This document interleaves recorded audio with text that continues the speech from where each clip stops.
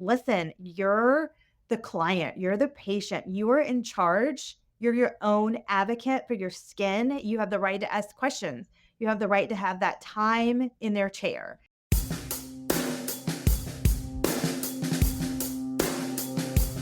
This is Medispa Mayhem, the podcast all about the chaotic world of medical aesthetics. From Botox to lasers to IV bars, learn how to tell real versus fake, legal versus illegal, and safe versus potentially deadly. Hear the crazy stories inside the med spa world and find out what questions to ask and how to spot the people cutting corners. I'm your host, Dr. Kate D. Together, we explore the wild west of medicine that is the aesthetics industry.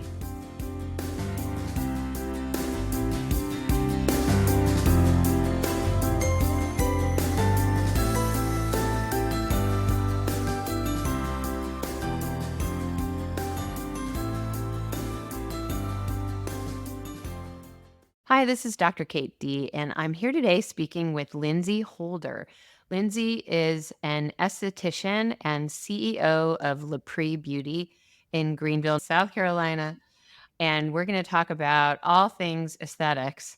Thanks, Lindsay, for being here today. Thanks for having me. Lindsay's been doing this for 14 years, and she's moved from actively running her own business, seeing clients for aesthetics, to a more online platform. And we met because I was actually interviewed on Lindsay's podcast not that long ago. So thanks for, how did that podcast turn out, by the way? It just dropped just yesterday, right? It just dropped yesterday. It's on the Spa Skin and Beauty show. It was amazing. I highly recommend everybody to listen, your audience, because you interview a lot of people, but it's nice to hear somebody interview you. And so you give some really good information on there. So everybody should listen to that show of Dr. D on it. Yeah, thank you. It was really fun to do. So I was hoping to talk about a couple topics today. First of all, just basically how to find a good esthetician and how to figure that out. So if you don't already have one, because I think that not everybody is created equal. What do you think?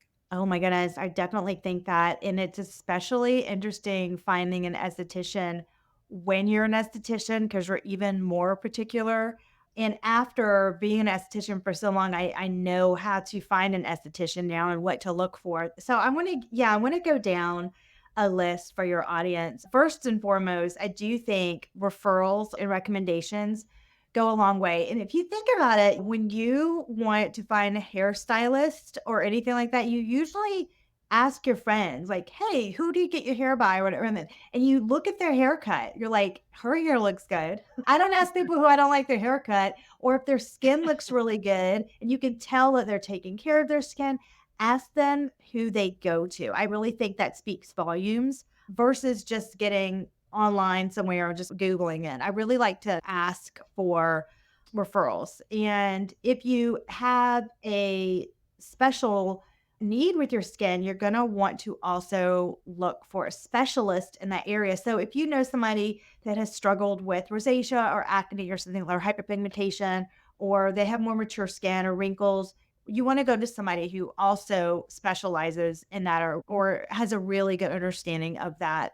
So that's definitely a number one thing. So when you get to the spa, I think that a few things, it reminds me of going to the doctor's office. Okay. I interview my doctor just like they're with me. I think there's like this intimidation when you go, oh, there's an expert, they know more than I do. Or if you go into a doctor's office, and maybe this is just a part of me now being 47 and you don't care. You're like, I'm here too. And I did my homework and I now interview my doctors. I have my list. I'm not going to be scared anymore because when I was younger, I was intimidated. And I just want to hopefully convey to the audience, listen, you're the client, you're the patient, you are in charge. You're your own advocate for your skin. You have the right to ask questions. You have the right to have that time in their chair. So what I mean by that is I don't just go into a facial, or I suggest don't just go into a facial and have a 5-minute consult. I don't believe in those. I think it needs to be a tailored consult for your skin, and there needs to be a link. So my minimum consultations, and this is bare minimum, or 15 minutes. And then I usually had a more lengthy consultation, and I had an ongoing communication with the client and relationship with the client. That I'm not going to just put anything on your skin and I've talked to you for 5 minutes. The aesthetic Yeah, I totally agree with you. I think, first of all, walking into my place is walking into a doctor's office. So that's we have obviously a combination of regular aesthetics and medical aesthetics. But I think that's really important. I find spas intimidating myself, even at my age of 56 now, because people are just beautiful and they act like, they know what's right for you and you should just do this. But I do think a lot of those places are not catering their care to the person's skin and they use the same products on everyone. So you could answer those questions and they don't really care because they just have one set protocol anyway. So I think that's a really good point. Yes, and I want to come back to what you just said because that's my next point. But when you go through the consultation, your esthetician should not just be asking you about what moisturizer do you use in your face. It really needs to also be personally because I'm a gut health focused esthetician. I believe what you put in your body comes out on your skin. I'm very intentional in what I eat, and I've always been really intentional with my clients too. Like we have to fix your diet first. I can't just fix your skin with topicals. And I think that your esthetician needs to do a deeper dive into what your life looks like as a whole versus just again asking you your moisturizer, your eye cream. We need to look at your entire skin. Your skin is the largest organ in your body. So it's an organ of your body. So let's just look at the body as a whole. So that is my number one thing that I wanted to tell that you deserve the time in their chair. And so when you call to make your appointment, make sure that you ask, listen, I want to spend some time with the esthetician for my consultation versus just getting on their books. Let them know you're coming and that you want to develop a relationship with somebody and you want their top esthetician that can handle your needs. And that's important because if you had called when I had my spa and I heard that, I would know who to pair you with versus my entry level esthetician versus my master esthetician. I'm like, okay, this person is serious with their care. They're not just wanting just a cleanse for the day. They really want their skin taken care of. So you can call and request that. The second thing I would say is you touched a good point on their one just using that skin care that they have for the day just on everybody. I think that it's fun. Listen, I'm a girl all the way. So what that means is I get sucked into the pumpkin facial fall or the chocolate Valentine's Day special mask. I love that marketing. It speaks to me. Not everybody has the skin that's going to be able to handle those seasonal facials or a really good esthetician is going to be able to be like, listen, I know you like our pumpkin spice to let you know that you have rosacea, and then this acid's not going to be ideal for your skin, but I'm going to customize this so you can still have that really special experience, seasonal fall feeling, cozy that you wanted, but I'm still going to be able to take care of your skin. Yeah, I think your point also about diet is really important. I think that a lot of people, not only the clients, but also estheticians and doctors ignore that part. And I think that people deny the fact that it really matters. And I think that the diet overall helps. Having a really healthy diet nutritionally is very important, but also so many processes in the skin are inflammatory. So acne, rosacea, even melasma are inflammatory processes. And so if you're eating a very inflammatory diet, you're going to make all of that much worse. And then if you eat an anti-inflammatory diet, you actually make those things better, even without changing your skincare routine. So totally agree about that.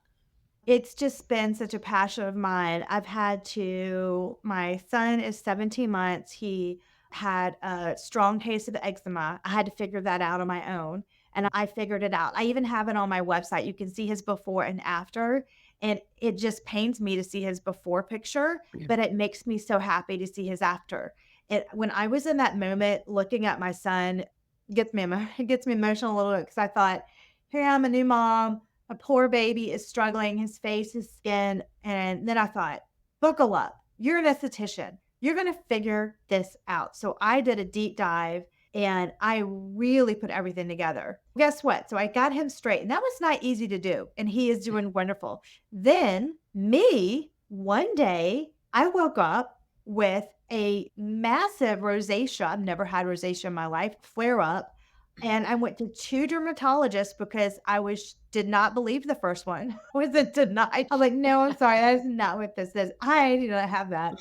And then the second one confirmed it, and I just cried, and I thought, what happened to my gorgeous skin? And so I had to do a deep dive into that. And there's some things that I've been taking internally that has drastically reduced the inflammation and combined it with externally. And now I'm here today, happy with my skin.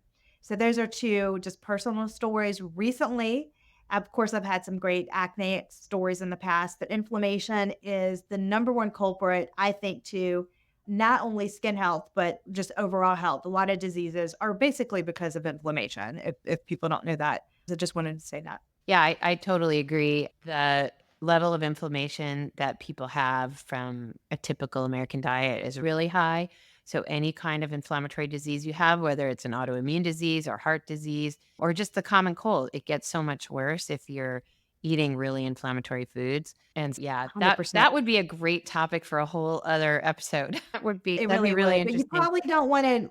I do skin consultations, but don't come to me if you're not willing to change your diet because I'm going to change it the first thing. I'm just not your gal. And Just that's really hard to do. It's hard to influence people to change their diet because people really don't want to do that. I was gonna say it leads to my next thing is that you want to find an esthetician that you align with your lifestyle. Just like I Mhm. said, hey, don't come to me if you don't want to change your diet. And I really mean that. And I'm very honest and direct with my clients. And I'm saying, listen, this is gonna take this work. I'm here to give you the results that you want, but you're here to do your part. And it's gonna take both of us. But I am more of um, I'm like a mix of holistic and science together, and you want to know what type of esthetician do you want to go to. Some estheticians don't care about parabens or phthalates or any toxic things in their skincare. I do. So I'm going to I'm going to even change things in your house to clean. So I'm the overall picture. So make sure that you align yourself with the lifestyle of that esthetician too. It reminds me just one story I wanted to tell you. Not really a story, but I remember there was this esthetician that I would just follow her online, and she was local. And I thought, what are you doing? Like online, she would just be in her bathing suit in her pictures on her social media, out in the sun, no hat, full brown. Her skin was dark. She tanned it so bad, no hat, nothing. And that she would burn. And anyway, I knew her and I'm like, what are you doing? You're an esthetician. This makes no sense. I am outside. I look ridiculous. I have the Bluestone Shield visor. And if you don't know what that is, it'd be great for your practice, by the way. It was developed by an esthetician. She was on my show. It is a visor that is pretty large, and it pops up and down. It's awesome. It blocks out. It's tested. Every single hat is tested. 100% UV, especially after you get microneedling, peels. You want to be completely Mhm. covered. So I have that on. I walk with that. I have it on the beach. I have a rash guard on. I don't even have to put sunscreen on because I'm covered. I'm already covered. Yeah, there is no such thing as a healthy tan. So I'm sorry to break it to everybody. Okay. And it's interesting because people out in the Northwest are less focused on being tan. I've noticed people more in California and the Southeast are way more want to have this supposed healthy tan. But to me, all I see is skin cancer. Like that's skin cancer on its way. and it's really, it makes me so one, it's very bad for aging, very bad for sunspots, for wrinkles, but then also for skin cancer. So highly recommend your sunblock every day. And maybe I'll look into this visor. I haven't seen that, but I'm gonna have to Google that one. I'll send you this. It's amazing. And I was just gonna say, I'm gonna look it up while we're talking. Is I did spray tans at my spa as well, and just get a spray tan. It's fine. And I And was just don't gonna get the tell you. really orangey one because No, don't get those, and I'm really particular about the ingredients that go into that. So there is a product, and I wanted to tell your audience, is Beauty by Earth. It's non-toxic. It's got organic and natural ingredients. There's no dyes, in this, Mhm. and it goes on. It's really nice. It's called Beauty by Earth, and that's a self tanner that I personally use. And you can be tan now in a few hours. Exactly. But I would say just don't do that right before you go in to get a procedure done because a lot of stuff we do, we can't do if your skin is dark, whether it's real tan or spray tan. We can't, there's a lot of stuff we can't do if you've got pigment on your skin. Do that But you know after what? once you're healed. You know what? A really good clinic like yourself, you send out all the protocols, the pre-care instructions and the We post-care do. instructions, Yeah. so your clients are gonna know, and that's another red Well, flag. the problem though is that at least in my clinic, we send that all out by email. And these days I say 95% of people don't look at their email. So I always tell them like we send these out like real important information about your procedures and also reminders and receipts and stuff. But people still, oh Glow, yep, I've got an appointment. So they just think it's a reminder and then they don't read it. But Okay, so can I give you a tip about that? This is what I did yeah, because I had that too. sure. Here's my tip. I would send out a client intake form digitally, right? And Hmm. then We on do the that client too. intake form, I made them physically initial, not check, initial that they would, and whatever the protocol is, they agree to not. And they agreed to not. So I had it to where, oh, wait, what am I signing? Oh, okay, I agree not to do this. Otherwise, they just read through it, and so it Yeah. slows them down just a little bit. Yeah, that's a great idea, and I can try that, see if that works. Another thing I was gonna say for finding a good esthetician is ask your esthetician some questions. I like to know what their experience is, what skincare line they use. I also really like to know ask them some fun questions too. Hey, what other esthetician role models do they have? What are you interested in? What's your specialty? Get to know what they like as a craft and then form a relationship with your esthetician. I feel like that's really important. I advocate to not spa hop or esthetician hop is what I like to call it. Mhm. I'm totally comfortable. And of course, I love going to resort spas when I travel and stuff. But I think in your own hometown, find an esthetician that knows you because it's just like your doctors or your hairstylist, whatever. It takes a while to get to know it's not a one and done situation. And there's things that are gonna happen. Your lifestyle is gonna change, your stress is gonna change. Things happen on a monthly basis, and your esthetician needs to know about them. A really good esthetician has thorough notes done. It was so funny because my clients, I would say, "Oh, how was your so and so trip? How was your?" And they're like, "How did you know? Wow, you have such a good memory." I'm like, "No, it's in my notes. Like everything that we talked about, from your lifestyle to what we talked about, are in your notes. So then I can refer to that and I can adjust as our time with each other goes on." So I highly recommend to stick with that and give that esthetician at least, please give your esthetician a minimum of 90 days, a minimum to help you with your skin. I strongly recommend let's hit the 6 month mark or even the 9 month mark.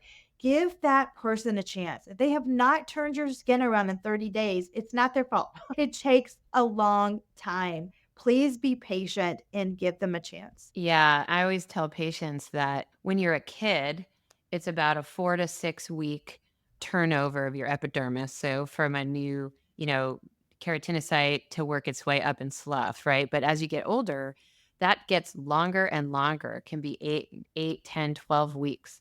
And so it's many months before your skin turns over. And if you want to have an effect on your skin, then anything you do to your skin really takes months to have its full effect.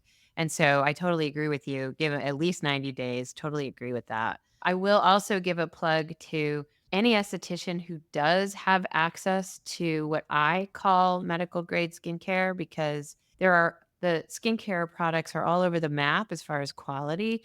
And there's no official definition of medical grade, but I'm sure I've said this at least once on the podcast before. My definition is that medical grade is any company that not only has high quality product, but they've actually done laboratory studies to prove that the ingredients they say are in it are actually in it at the concentrations that they say it is, and that it's actually effective produce and they actually have studies to show that. And there are a lot of really good companies that make skincare products that do that.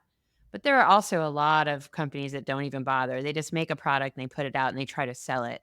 So, little plug there for And better I product. know, and if you're an esthetician listening to this and you're like, listen, I wish I could afford medical grade skincare, but the $5,000 buy-in, I can't afford that. I have my small room here and I'm trying to pay my rent and get my clients. I get that. So what you could do as a workaround, you could have the brand that you can afford and that works really well. And then you can send them, use an affiliate code or referral to purchase that medical skincare that was going to help them with their skin on that brand's website. There are workarounds to that because I know that can be. I just know that estheticians are listening to this because I've been there. I totally understand, especially starting out is very expensive. Yeah, And I will well, never for forget. sure. I think carrying any skincare product is really problematic because you have to buy a certain amount and then it sits on your shelf. And if you don't sell it quickly Oh, enough, yeah. then especially if it doesn't have a long shelf life, that's really a big problem. And I've definitely been stuck with product where we thought we would sell some of that, but we didn't have enough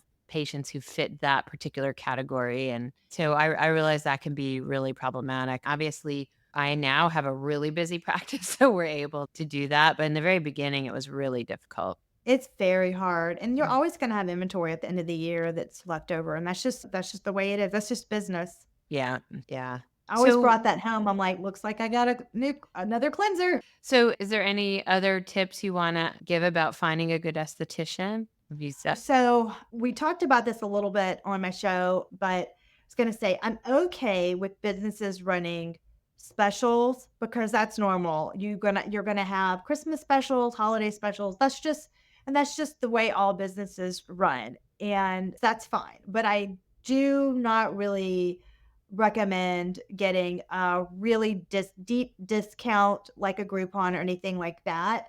Just be really leery of those and just cautious of those. And just make sure that whatever they're advertising is actually what you're getting. And if it says a hydrofacial, you're not going to find that on a Groupon. You're just not. And the reason why, because people think, gosh, you're so expensive. The cost to run the machine with the cost of especially the specialized files. Oh my gosh, yeah, those are quite expensive. very expensive, and in the breakdown, and then you factor in the labor and taxes and everything, you're like, "Did I make anything off that?" But to the client, they're like, "Good grief, this is so expensive." So you're just not gonna find deep discounts on those expensive medical grade facials because just to let the consumer know, the back end cost is really that high. And I could say this, I sold on a spot, I have nothing to lose. It really is that high on the back end. I totally agree with you. The Groupons that we see for Botox and other laser services are so ridiculously cheap. There's no way you're getting the real thing. It's just not physically possible. If it were, then they would be losing a ton of money every single one that was purchased. And so you have Right. to wonder what kind of bait and switch they're doing, what shenanigans is going on behind the scenes because you'd go out of business if You you really really would. offered those things. Because I know that the industry seems very expensive, but it is. It just is. All the products are expensive and the machines and the boosters and the serums and paying, especially if your business pays your staff really well, which mine does, Yeah.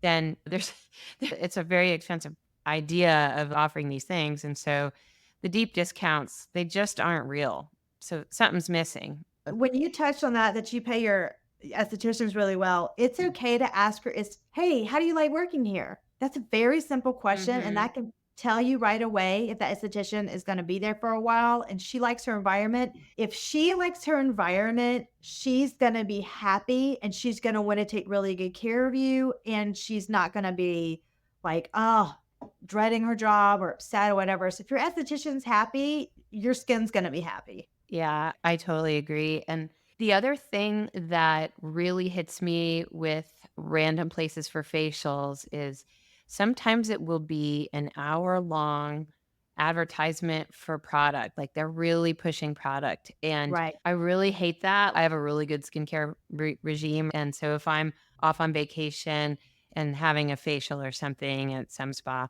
I don't want a hour long advertisement for product. And what people should know at home, a lot of places will pressure their providers to upsell and sell more product. And so a lot of them will have not only compensation related to that, but various incentives or even quotas for product they're supposed to sell. So when somebody is like that, I'm out. I just can't do it. I really hate that. And feel free to let that esthetician know, and you can ask her, "Do you have a minimum quota that you need to meet?" And go, "I understand that, but if you don't mind, I'd like to just enjoy my facial today." You can let them know that. I personally did not give my team any minimums that they had to make or quotas because I didn't want the clients to have that experience, Me and it too. worked out great. They did not feel that pressure, and so I really think that's important. So I was hoping maybe you could talk a little bit about what you're doing now and what your Lepre Beauty does. Yeah, okay, so I'm so excited. So, like I mentioned before, I sold my spa and I had a lot of clients over the years. I found out that I loved seeing them every month, but on a day-to-day basis, they still needed an esthetician. So they would still be like, wait a minute, how'd you use that high frequency machine? How did you do that? And so I thought I need to do videos for this and then maybe I'll put it online. So I'm like your in between. It reminds me of, I don't know if you have this in your state, but you go to your hairdresser, you get your cut, your blowout, your everything every 6 weeks or so. But then you go to a blow dry bar and you get your blowout or updo or whatever. Do you have that in your state? I'm sure you're hitting on a part of the industry I don't know a lot about because I've Okay. got I've got Basically, curly they hair and you can't blow dry it.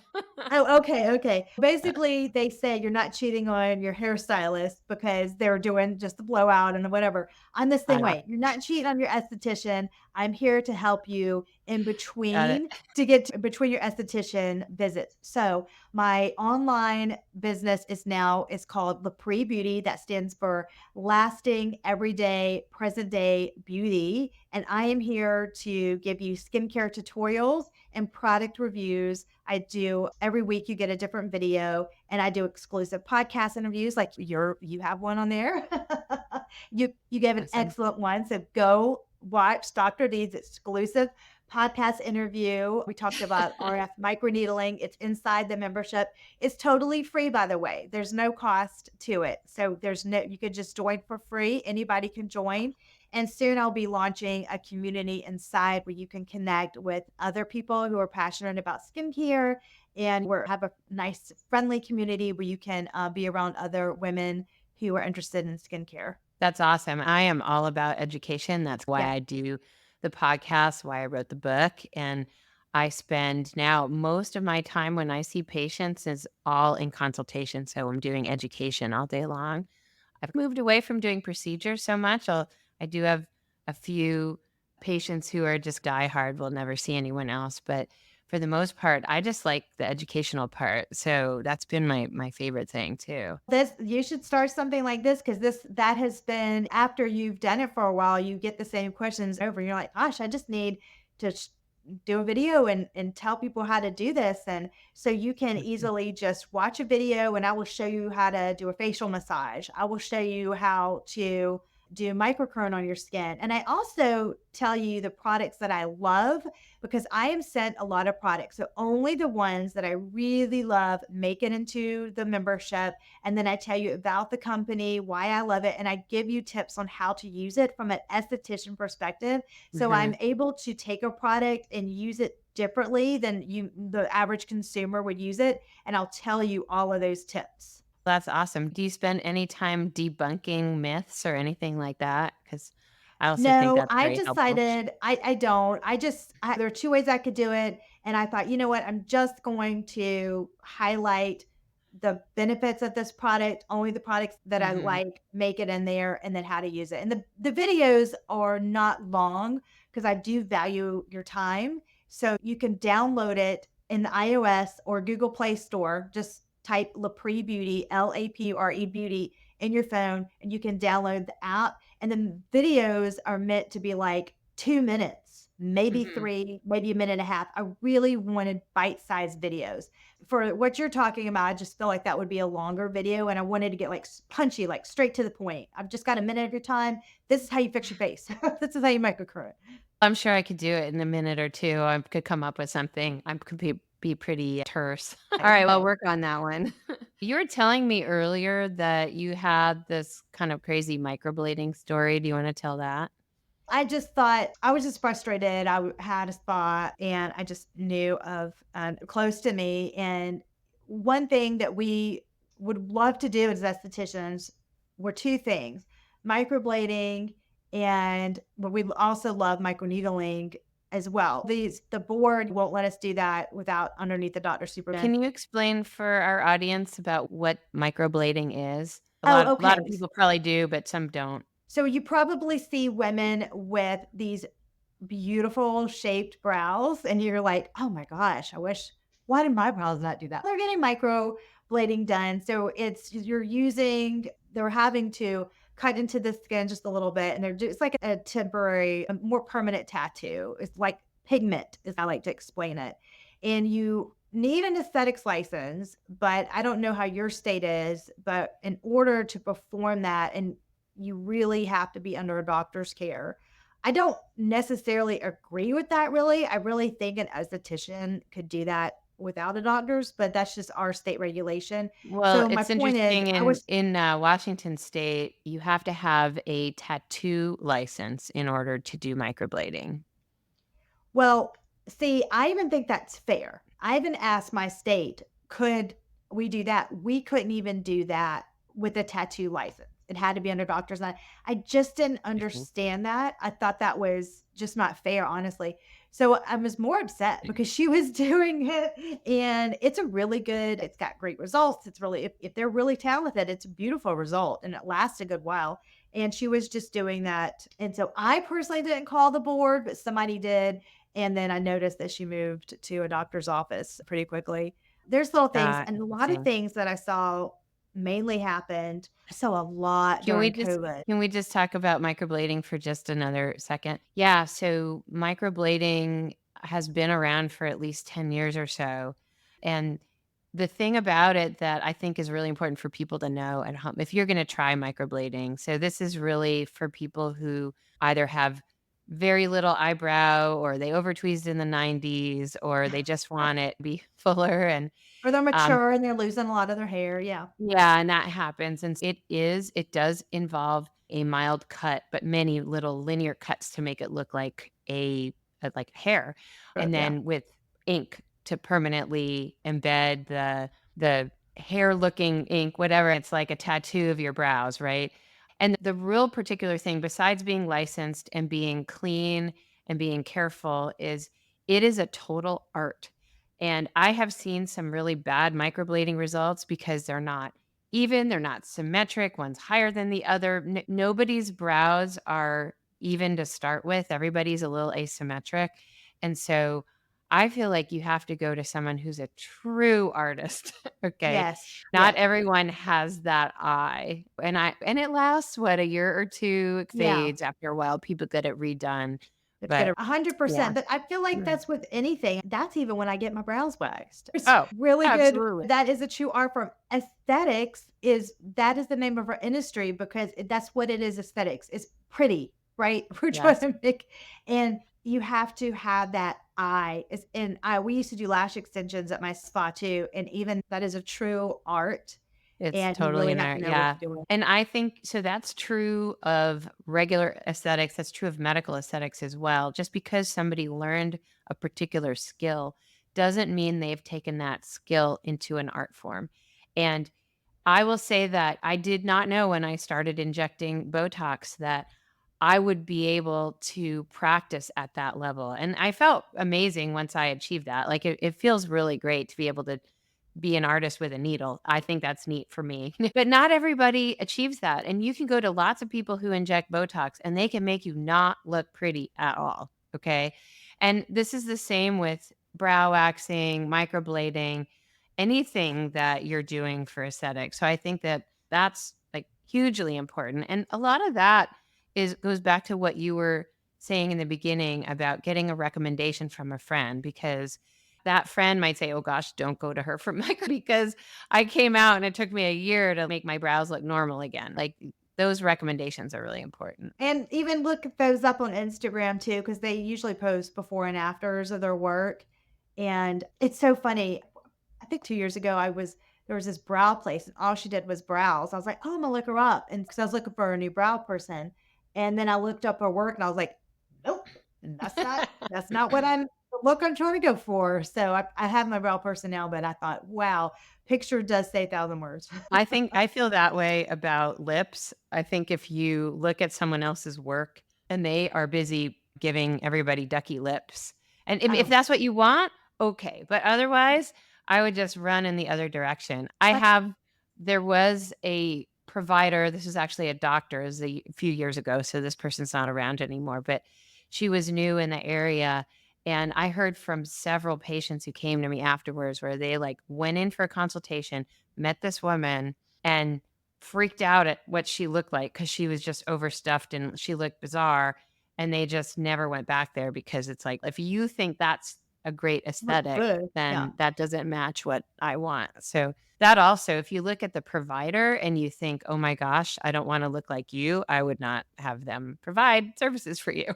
That is true, and I just wanna say from a business point, I was amazed at some of the candidates that would come in for an esthetician role, because when I practiced, I had my scrubs on, my hair is always done, my makeup, my nails were always, like, trimmed, neat, clean, and I thought, we might as well not even start this interview because you have to look a certain way, and you have to take care of yourself a certain way, so I think that's a great point. Your esthetician should have a well-groomed appearance and look like their skin should look like how you want it to look. Yeah, I once interviewed somebody for it was actually for my front desk, but and I did write about this in the book, but she had 2 things about her appearance that were so bizarre that I couldn't focus. So one was like her eyebrows went way up like clown eyebrows. It was like Oh, giant, really huge arch, and that was really distracting. And then she also had fingernails that were more than an inch long. oh, You know, and I couldn't imagine her being able to type, but I just it's a really interesting thing because in aesthetics, I really don't wanna be that discriminatory, but if you can't represent my brand, then it's a really hard idea to, like, think that you're gonna be a provider or employee in my space. this is just a personal advice of mine, but I just don't like long nails on somebody that's working with my skin. I just know if you look under nails, if you've ever had long nails, there's a lot of bacteria under there. Yeah, it's not very sanitary, and obviously you can't put gloves on, and we put gloves on for almost everything in our spa. If and even just handling some, like, raw materials and other supplies. My front desk is not spending all day long in gloves, but sometimes they have to put them on to do certain things, so I just can't yeah. Yeah, I like a short groomed nail. That's just me personally. Is is there anything else that you'd like to leave our audience with? It's been so interesting speaking with you. Yeah, just make sure that you like your esthetician, that you want to form a relationship with them, that also just make sure that as you're having conversation, that you're listening to them speak and that they're ethical. So if your esthetician's saying certain things that just don't sound right, oh, I'm just going to start doing this at my house instead, or just like little cues like that. That's not an ethical esthetician because I definitely experienced that during COVID and witnessed a lot of that. And you don't want that. You really want a nerdy, dorky esthetician like myself who's just like a rule book follower because you're going to know that my checklist is done, my sanitation is done, I've got my short nails, I'm looking for it. Everything is the full package. And that's what you're looking for. You're looking for the full package. You don't want somebody cutting corners. You wanna make sure that the room looks nice, presentable, clean, that they're groomed, and that their station is clean, and just little things like that leave clues on who they are as a person too. Yeah, I totally agree. That's actually a great thing to let people know. So I'm guessing that the regulatory environment's different in every state, but at least here in Washington, you can say what it's like in South Carolina. But not only do you have to have an esthetician license to practice, but you have to have a cosmetology license for your spa. And so in where I live, I have a special salon slash shop license for the spa for the cosmetology part. And so for me to do facials or anything else, I have to have that special license and I get inspected by the cosmetology board. And Oh, so if wow. you're yeah, and it's only happened twice in 10 years, but they do check. And they're looking for cleanliness, they're looking for sterility, they're looking for covers on garbage cans and covers on all the No material. pets. And so you're supposed to have your esthetician license posted and also your salon license posted. And so those are things you can ask for as well. And so if somebody's doing this in their backyard or out of their home, almost certainly they don't have the licensure. Yeah, you can work out of your home if you have a certain license for that, and they would have to meet certain regulations for that. And I just knew a lot of people who they're not regulated. And not to scare anybody, but I remember seeing this TikTok and I was like, yep, this is why this one lady posted that this is a reason why you don't go to somebody's home to get your lashes done because the person had a dog there and the dog attacked her and her eye got was awful. I saw the picture and I thought, "I'm sorry that happened to you, but you're not allowed to have pets in a regular spa. That's why it's Yeah. regulated. No, we're not allowed to have animals there. Things can happen. You don't know what's going on in somebody's home. You really want to go to a business or at least it's regulated somehow." I had the board. It was like clockwork for me. They were there every September. Boom, every now. So everything. And I always pass with flying colors. I know exactly what we have to do. But yeah, just be really careful. Please do not go to a nail technician, a lash technician, a facial person in their home, even if it's a family friend. I promise you, you want to make sure that everything's regulated and that they are taking the, you know what, to me, that just shows that they're doing shortcuts. That's just a red flag for shortcuts. Unless, of Yeah. course, it's approved by the state and they have that. You just don't want somebody to do shortcuts. And that's definitely the message of this podcast and of Med Spa Mayhem because if you know about one shortcut they're taking, chances are they're taking a bunch of other shortcuts.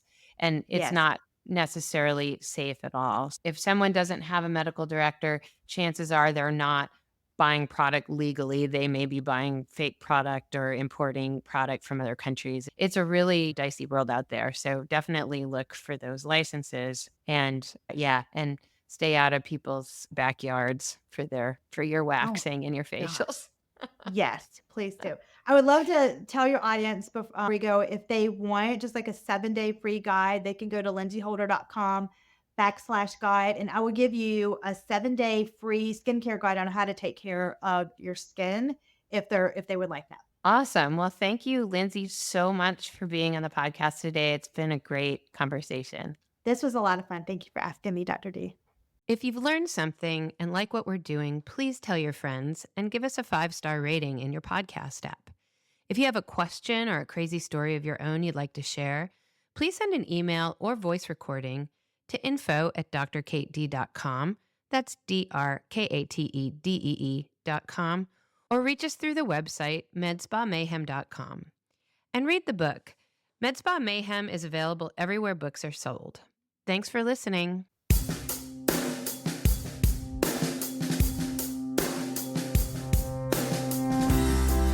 This has been Med Spa Mayhem with Dr. Kate D. We are so grateful you're listening, and we hope you've learned at least one fun or possibly disturbing fact today. Don't forget to hit subscribe on your podcast app and leave us a 5-star review. And read the book. Med Spa Mayhem is available everywhere books are sold. Links and more can be found in the show notes and on medspamayhem.com.